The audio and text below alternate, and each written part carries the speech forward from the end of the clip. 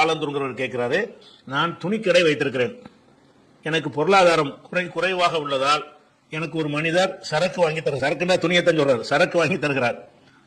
அவர் வாங்கி கொடுக்கும் பொருளில் இருந்து அதிகம் லாபம், உங்களுக்கு ஒரு குறிப்பிட்ட லாபம் வைத்து எனக்கு வாங்கி தருகிறார் 2 மாத தவணைகள். இது கூடுமா அப்படின்னு கேட்கிறாரு. அதாவது என்னன்னு கேட்டா, இவர்கிட்ட காசு இல்லை, வியாபாரம் பண்றதுக்கு, பொருளாதாரத்தை வாங்குறதுக்கு, ரொக்கமா கொடுத்து வாங்குறது காசு இல்லை. ஒருவர் என்ன செய்யறாருன்னு கேட்டா, உங்கள்கிட்ட காசு இல்லாம இருக்கிறது, நான் அந்த பொருளை உங்களுக்கு கடனா தர்றேன், உங்களுக்கு தேவையான ஜவுளிகளை துணிகளை நான் உங்களுக்கு கடனா தர்றேன் அப்படின்னு சொல்லி வாங்கி தர்றான். அந்த கடனா தருவது என்று சொன்னால் இவர் வியாபாரி கிடையாது, பணத்தை வைத்து கடனாக தருகிறேன்னு சொல்றாங்க. அங்க போய் வாங்குறாரு, பஜார்ல வாங்கி பஜார்ல ஒரு 100 ரூபாய்க்கு விற்கக்கூடிய ஒரு பொருளை இவர் என்ன செய்யறாருன்னு கேட்டா, உதாரணத்துக்கு தான் எல்லாமே 105 ரூபான்னு இவருக்கு போட்டு கொடுக்கிறார். அதுக்கு மேல இவர் லாபம் வச்சு விற்கிறார். இப்ப இது வியாபாரமா எடுத்துக்கொள்வதா, இது வட்டியா எடுத்துக்கொள்வதாங்கிற ஒரு சந்தேகம் அவருக்கு வந்து இதை கேட்கிறார். என்ன கேட்டா, வெளியில 100 ரூபாய்க்கு கிடைக்கிறது, இவர் என்ன செய்யறாருன்னு கேட்டா, உனக்கு 100 ரூபாய்க்கு கிடைக்கிற அந்த பொருளை நான் 105 ரூபாய்க்கு தருவேன், நீ 2 மாசம் கழிச்சு காசு கொடுத்தா போதும். இந்த கடன் தான் பிரச்சனை. உடனடியாக காசு இருந்தா தான் இவர் வெளியே வாங்கிடுவாரு. 100 ரூபாய்க்கு கிடைக்கும் பொழுது கையில காசு வச்சிருந்தா 100 ரூபாய்க்கு இவரே வாங்கிடுவாரு. அப்ப இவர்கிட்ட கையில காசு இல்ல. ஒருத்தர் உள்ள நுழைஞ்சு என்ன செய்யறாருன்னு கேட்டா, நான் உனக்கு அந்த என்ன உனக்கு சரக்கு வேணும்னு சொல்லுகிறாயோ அதை நான் உனக்கு வாங்கி தர்றேன்னு சொல்லி இவர் என்ன செய்யறாருன்னு கேட்டா, பஜார்ல உள்ளதை விட ஒரு லாபத்தை வைக்கிறார். லாபத்தை வச்சு வாங்கி கொடுத்து விட்டு அது என்ன செய்யறாருன்னா 2 மாசம் டைம் கொடுக்கிறார். 2 மாசம் தவணையில இந்த காசை கொடுத்தா போதும், இது கூடுமா அப்படிங்கிற மாதிரி கேட்கிறார்.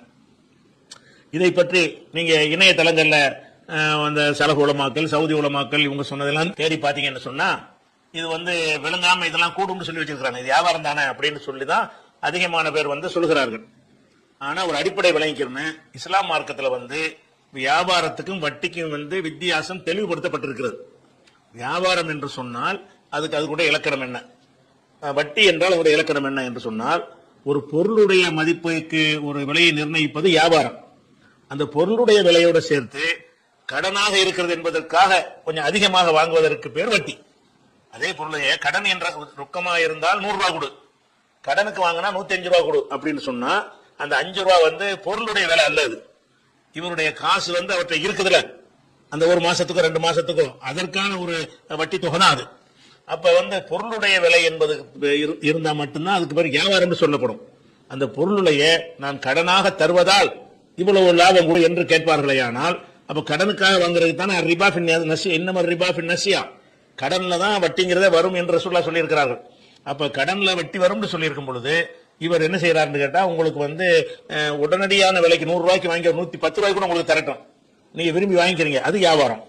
இவர் என்ன மாதிரி நீங்க சொல்ற நபர் எந்த மாதிரி உங்களுக்கு தர்றாருன்னு கேட்டா, நீ 100 ரூபாய் பொருள் 105 ரூபான்னு தருவேன், நீ பணம் 2 மாசம் முடிச்சு கொடு அப்படின்னு 2 மாதத்துக்கு அவருடைய பணம் உங்கள்கிட்ட இருக்க போகுது, கடனா தர்றாரு.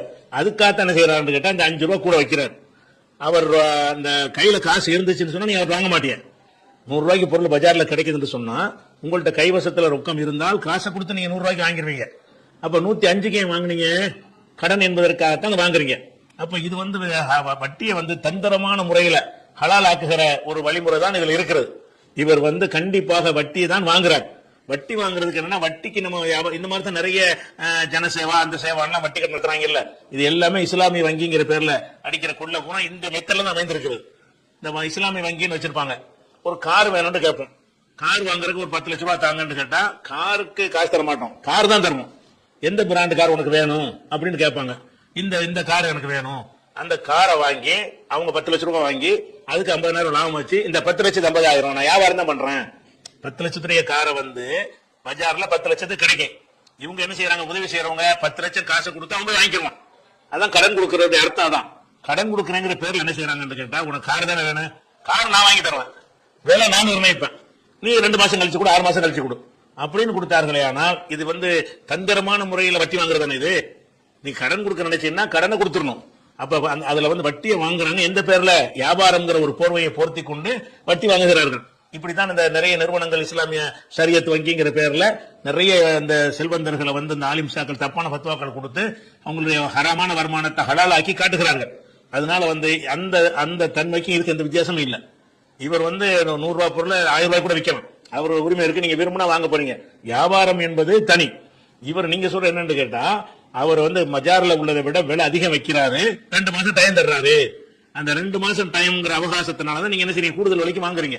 அப்ப இதுல கண்டிப்பாக இது வட்டி தான். ஏன்னா கடனுக்காக ஒரு விஷயத்தை நீங்க அதிகப்படுத்தினாலே வட்டி தான். பொருளுக்காக அதிகப்படுத்தினால், பொருளுக்காக மட்டும் விலையை கூட்டினால் அது வட்டியில வராது. ஒருத்தன் 10 ரூபாய்க்கு விற்கிறான், நீங்க 20 ரூபாய்க்கு விற்கிறீங்க ஒரே பொருளை, நீங்க வட்டி வாங்கினா ஆக மாட்டீங்க. 10 ரூபாய்க்கு விற்கிறோம், குறைஞ்ச லாபத்தை வைக்கிறான், நீங்க அதிக லாபம் வச்சுட்டீங்க. நீ வட்டிலாம் வாங்கல, இந்த பொருளுக்கு 20 ரூபா, அவன்கிட்ட கேட்டா 10 ரூபா. அப்ப 20 ரூபாய்க்கு வித்தான், வட்டியா வாங்கினா அதிக விலைக்கு வித்தான், அவ்வளவுதானே தவிர வட்டி வாங்கினாங்கிற குற்றம் உனக்கு வராது. அதே நேரத்தில் இதை நான் உனக்கு தருவேன், கடனா தருவேன், 20 ரூபாய்க்கு தருவேன் அப்படின்னு சொல்றான். அப்ப பஜார்ல 10 ரூபாய்க்கு கிடைக்குது. பஜார்ல 10 ரூபாய்க்கு கிடைக்கிற ஒரு பொருளை நான் கடனாக தருவதால் 20 ரூபாய்க்கு தருவேன், நீ வாங்கிக்கன்னு சொன்னா, இவனுடைய நெருக்கடியை பயன்படுத்தி, அவனுக்கு ஒரு வழி இல்ல, கையில காசு இல்ல, அதை பயன்படுத்தி அவன் வாங்குறான்னு சொன்னா, அப்ப என்ன செய்யணும், வட்டி தான் இங்க நடக்குது. வட்டிக்கு தான் என்ன செய்யறாங்கன்னு கேட்டா, வேற ஒரு நான் வியாபாரம் தானே பண்றேன், பொருளை தானே ஒரு விற்கிறேன், இந்த 100 ரூபாய் பொருளை 110 ரூபாய் விலை தானே போடுறேன், வியாபாரம் தானே பண்றேன்னு சொல்லி தந்திரம் பண்றாங்க. இந்த தந்திரத்தின் அடிப்படையில தான் சில உலமாக்கள்லாம் இதெல்லாம் சரியான வியாபாரம், இது ஹராம் வராது அப்படின்னு சொல்றாங்க. ரெண்டாவது காசை கொடுத்து அதிகமா வாங்கினா தான் வட்டின்னு வரும், பொருளை கொடுத்து அதிகமா வாங்கினா வட்டி வராதுன்னு ஒரு பைத்தியக்காரத்தனமான ஒரு வியாக்கியானத்தை கொடுக்குறாங்க. காசு நேத்து வந்தது, அந்த காலத்துல பொருள்ல தான் வட்டி இருந்துச்சு, அது வழங்காம அந்த காலத்துல மிளகாய் கொடுத்து மல்லி வாங்குவாங்க, மல்லியை கொடுத்து புளிய வாங்குவாங்க. பண்டமாற்று முறை தான் அந்த காலத்துல இருந்துச்சு.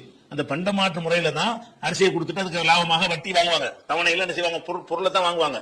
அப்ப பொருள் வேற பணம் வேறன்னு பிரிச்சு, பணம் இந்த காலத்துல வந்தது, பிரிச்சு என்ன செய்யறாங்கன்னா, பணத்துக்கு நீங்க அதிகமா வாங்கினா வட்டி ஆகிறேன், பொருளை கொடுத்துட்டு அதிகம் வாங்கினீங்கன்னா வட்டியில வராதுன்னு பிரிக்கிறாங்க. அது ஒரு அறிவீனமான ஒரு பிரித்தல் தானே தவிர அது மார்க்கத்துக்கு உகந்தது கிடையாது.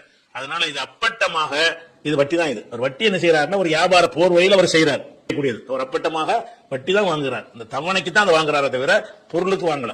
பொருளுக்கு விலை வச்சுக்கிறதுக்கு பேர் வியாபாரம், தவணைக்கு விலை வைக்கிறதுக்கு பேர் வட்டி.